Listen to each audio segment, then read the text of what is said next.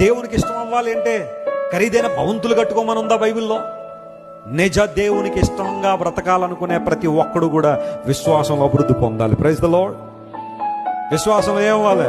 అభివృద్ధి పొందాలి. తన్ను వెతుకు వారికి ఆయన ఏమిస్తాడట? ఫలము దయచేస్తాడు. మన వెతుకులాట ఎవరి కోసం? మన వెతుకులాట దేనికోసం? వేటి కోసం మనం సర్చ్ చేస్తున్నాం, వేటి కోసం మనం వెతుకుతున్నాం. అంటే మానవుడికి ప్రయోజనం ఉంది అనుకుంటే, ఫలం దొరుకుద్ది అనుకుంటే ఎంతైనా వెతకడానికి, ఏదైనా వెతకడానికి మానవుడు ప్రయాసపడుతూనే ఉన్నాడు. అయితే బైబిల్ సెలవిస్తా ఉంది, విశ్వాసం లేకుండా దేవునికి ఇష్టడే బ్రతకడం అసాధ్యమో.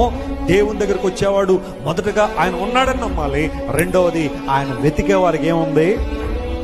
ఇది నిస్సహాయమైన వెతుకులాట కాదు, నిష్ప్రయోజనమైన వెతుకులాట కాదు.